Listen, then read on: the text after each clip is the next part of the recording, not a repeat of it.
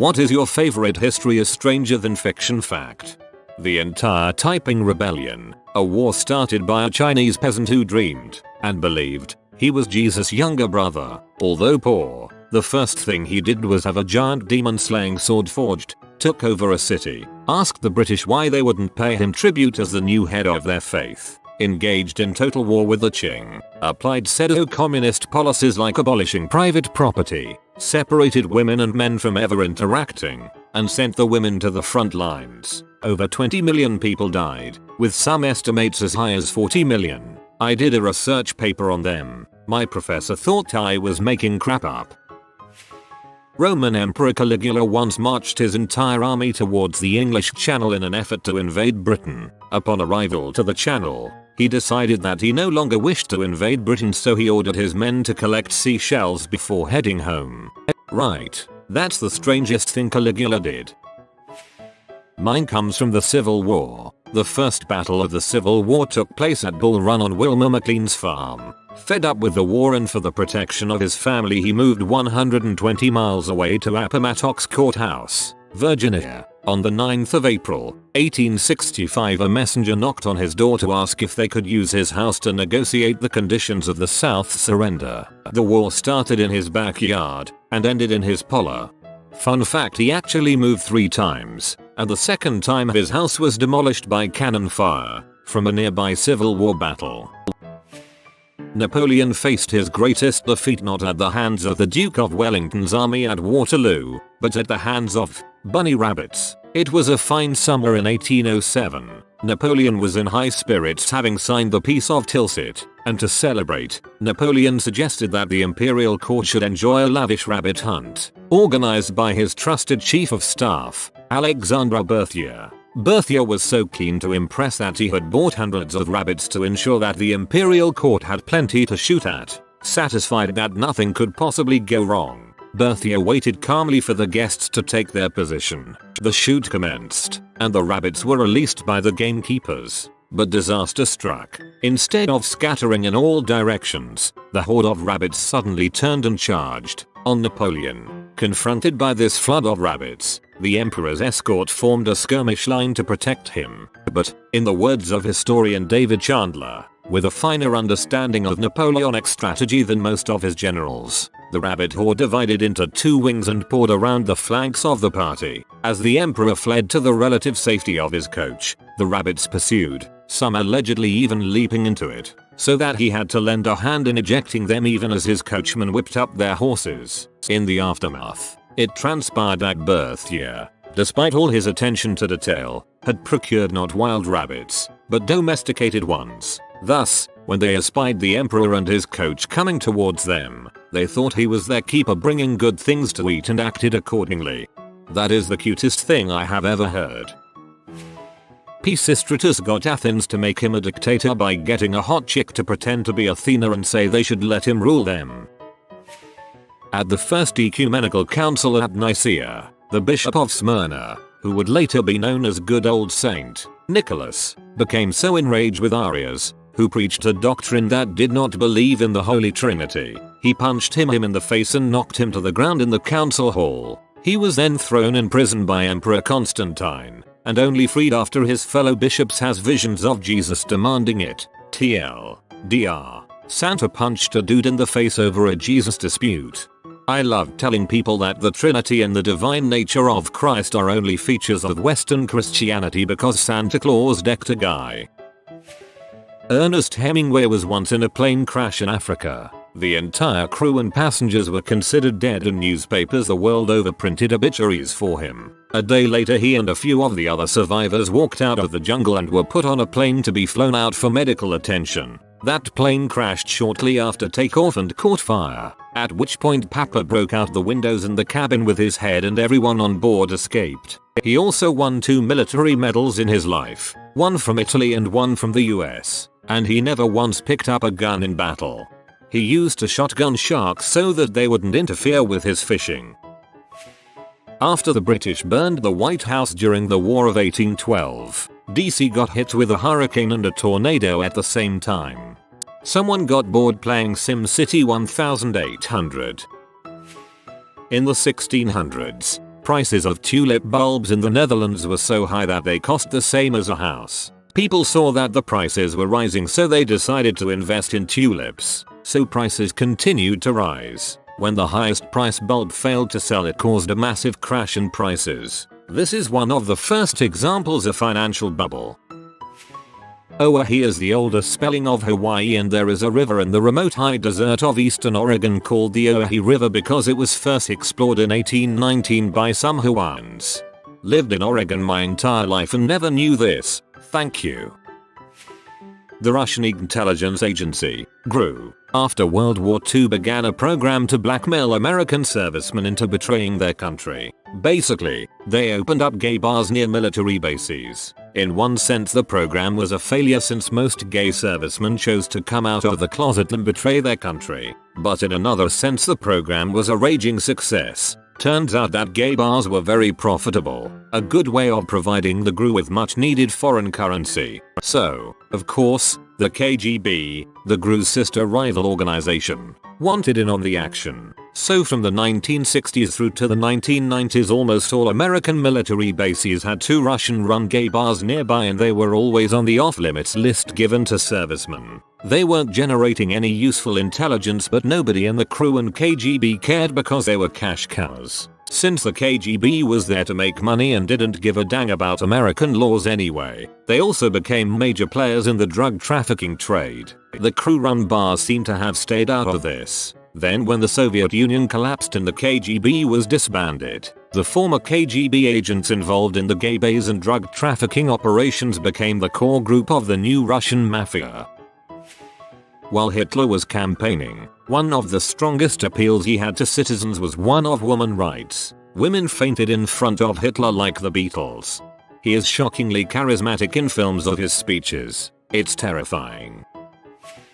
Rasputin's death. Poisoned, but didn't die. So he went after the guys who poisoned him, and they stabbed him. Still didn't die. Kept going after the assassins. So they shot him, and though they finished him, his eyes open and he lunges for one of the assassins to strangle him. So they shoot him some more. This time he starts to crawl away. They beat the frick out of him, tie him up, throw him in a sack, and throw the sack into the river. 2 days later the sack was recovered, and it looked like Rasputin almost escaped his bindings and clawed out of the bag. On top of it all, while his body was being burned, the tendons shrunk and he sat up in the fire.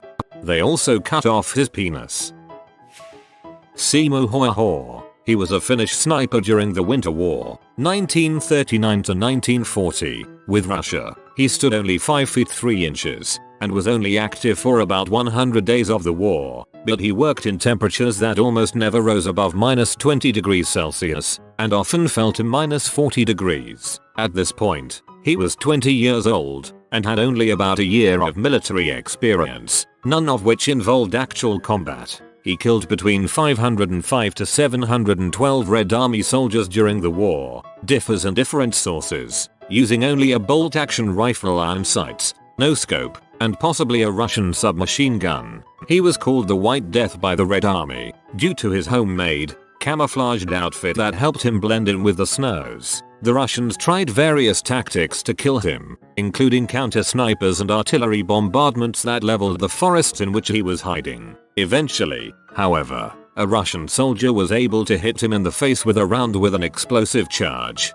I'm not sure if that's accurate, as to my knowledge nothing of that sort existed at that point. Said shot blew off most of his left cheek. Edit. Before passing out, Simo shot and killed the only man to successfully shoot him. Moral of the story: if you shoot a man known for killing everyone, you make sure you kill him. He did not die, but rather entered a coma that he emerged from the day that peace was declared. He died in 2003, at the age of 96. TLDR. Finnish sniper with no combat experience killed over 500 Red Army soldiers over a period of 100 days with a scopeless rifle, before surviving a bullet to the face.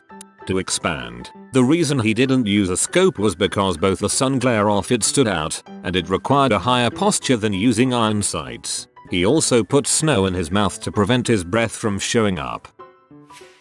Napoleon, what a freaking guy, decides that he wants to be emperor, and does it. The best moment is when he took the crown out of the Pope's hands to crown himself emperor so that no one would be above his authority. That actually freaking happened. This dude was unreal.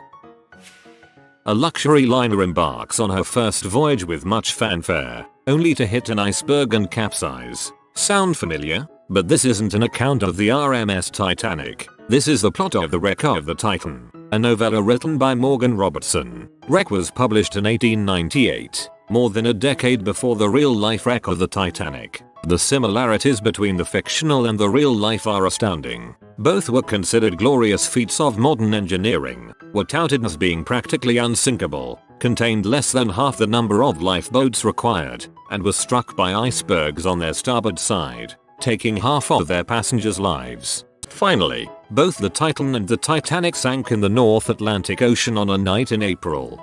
Pretty late publicity stunt. There was a soldier in the Vietnam War whose name escapes me but called Roy Benavides. Thanks you Chanbam. He got shot something like 7 times, his entire body was lacerated by frag grenade shrapnel, his eyes were glued shut with blood. He had been stabbed in the hand and all the way through his forearm with a bayonet and was holding his intestines in his hands. He was pronounced dead on arrival back at his base, at which point he spat blood in the doctor's face as he couldn't move or speak. He alone saved an entire squad. He was awarded a frick load of medals but not the Medal of Honor as his commanding officer didn't think he'd live long enough to revisit it. He was awarded it several years later after his CO found out he had survived the war. Roy Benavides. Just watched a YouTube video on this the other day.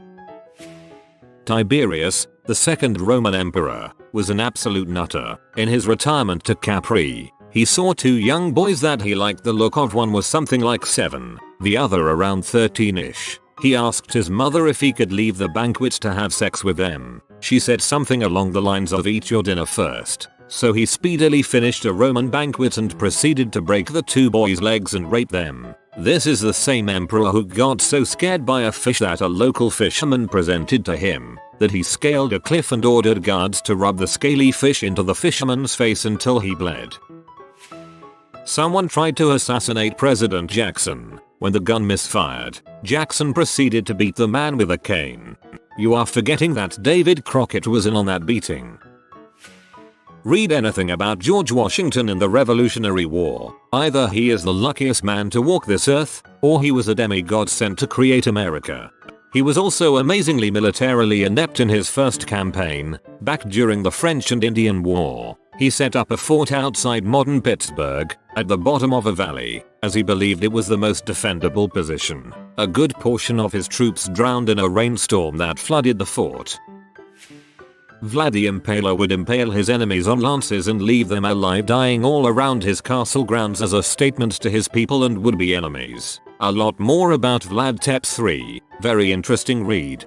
I think the Ottoman Empire's army turned around when they saw that Vlad had impaled a bunch of his own people. I am too lazy to find the source right now.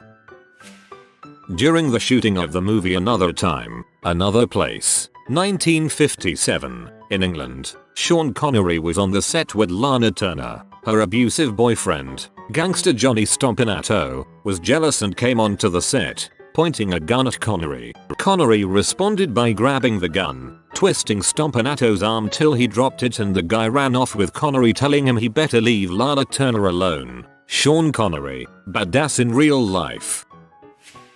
It's not a particularly unknown fact, but just that tiny moment in the Valkyrie plot when the suitcase fell and was replaced by a helpful non-plot member on the other side of the table leg from where it had been leaning. That always blows my mind, that such a seemingly inconsequential thing could leave such ripples throughout history. In case anyone doesn't know, whilst there were other reasons why the Valkyrie plot failed, it's generally agreed upon that if the case had been in its original position, Hitler would probably have been killed by the blast. As it happened, the thick leg shielded him and he survived for another year. I realize the whole Nazi regime wouldn't have just collapsed without him whilst there were so many prominent Nazis still alive to take his place. But it indubitably meant that 1944 to 1945 year, and probably many subsequent ones if you factor in the lives of all the people that were killed or survived because of Hitler's orders in that year, was vastly different to what it could have been if the plot had succeeded. To sum up, Yeah, I find it really bizarre how little things like that can reverberate through the world like that. I appreciate the actual occurrences weren't amazingly stranger than fiction, but I always feel that their effects were.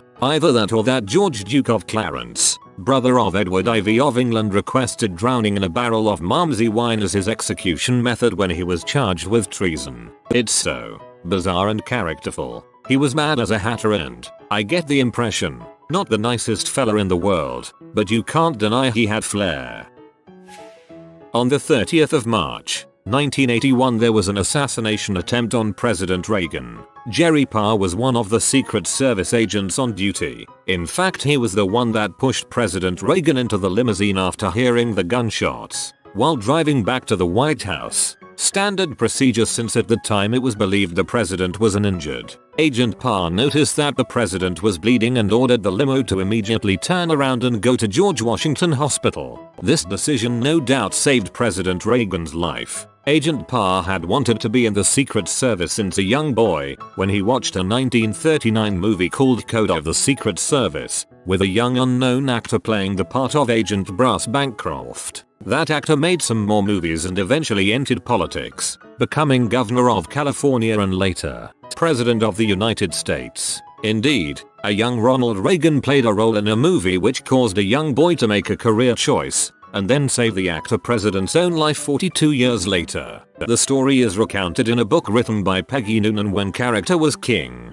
Page 195 in my copy. Ms. Noonan was a speechwriter and assistant to President Reagan. My personal favorite, quoted from Wikipedia, Lieutenant Colonel John Malcolm Thorpe Fleming Jack Churchill, nicknamed Fighting Jack Churchill and Mad Jack, was a British soldier who fought throughout World War II armed with a longbow, arrows, and a Scottish broadsword. He is known for the motto, any officer who goes into action without his sword is improperly armed. Yes, you read that right. He fought the war by leading his men into battles as a lieutenant colonel armed with medieval weapons. He also survived the entire war to die many years later at age 89. BAMF.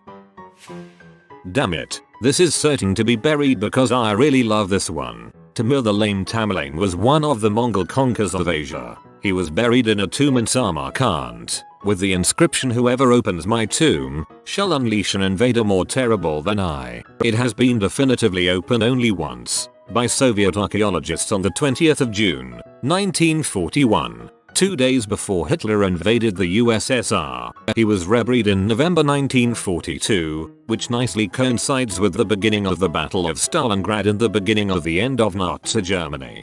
This one is my favorite.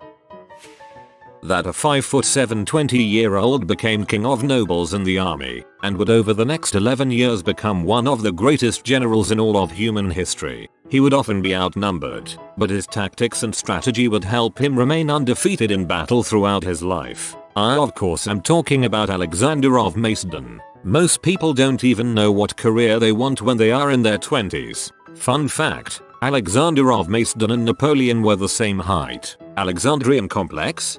I'm guessing 5'7" foot would have been tall for antiquity. I live in a medieval town, and most of the doors of the remaining houses are too low for me, and I'm smaller than Napoleon. World War I was only started because the assassin of Archduke Franz Ferdinand decided to stop for a sandwich after a hard day of failing to assassinate Archduke Franz Ferdinand. This one is definitely my favorite, clearly a case of failing upwards. During World War II on the Pacific Front, 9 airmen escaped from their planes after being shot down during bombing raids on Shishijima, a tiny island 700 miles south of Tokyo, in September 1944. One escaped. The horrific fate of the other 8 flyboys was established in subsequent war crimes trials on the island of Guam, but details were sealed in top-secret files in Washington to spare their families distress. It has established that they were tortured, beaten and then executed, either by beheading with swords or by multiple stab wounds from bayonets and sharpened bamboo stakes. 4 were then butchered by the island garrison surgeons and their livers and meat from their thighs eaten by senior Japanese officers. The other airman escaped a similar fate because he ditched his plane further from the island than the other crews, and managed to scramble onto a life raft, American planes launched a hail of fire at Japanese boats which set out to capture him, driving them back, and he was eventually rescued by a US submarine. He later became the 41st President of the United States. Up until World War I, there were millions of native-born Americans, mainly concentrated in the Midwest, whose native language was German, not English, and mostly spoke German in everyday speech. There were thousands of German-language newspapers and magazines. Then anti-German sentiment caused by World War I caused the end of all that. A Japanese soldier continued fighting in a remote Philippine forest until the 70s. The guy was alone for nearly 30 years and refused to put down his weapon until his CO came and said the war was over, despite several letters airdropped to him saying the war had ended.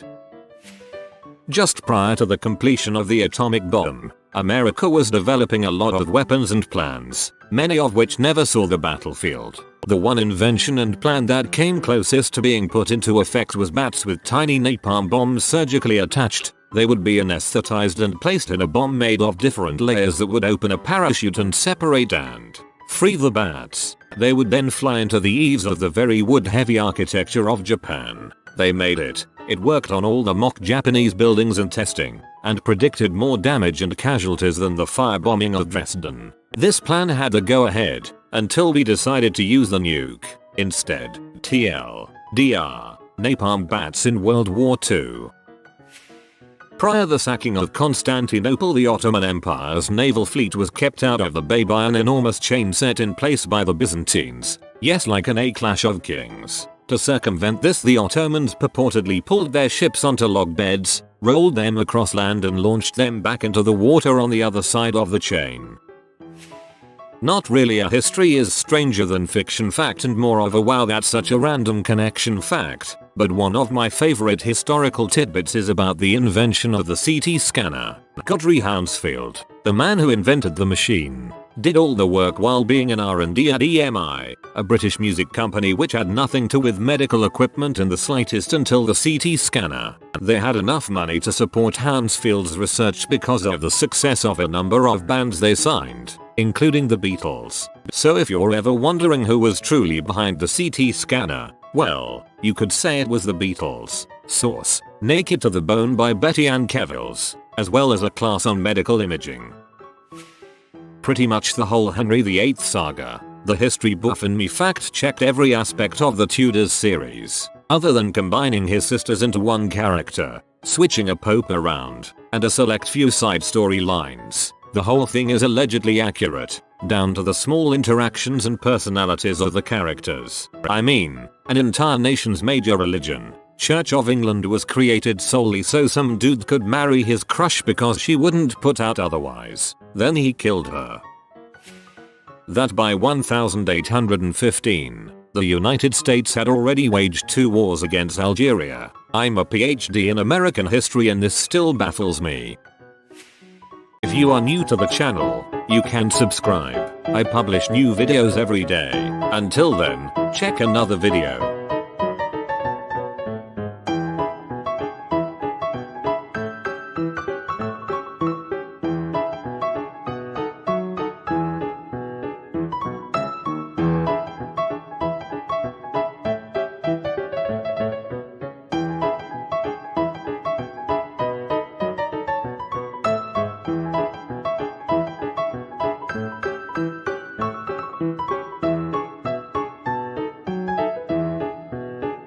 Bye for now.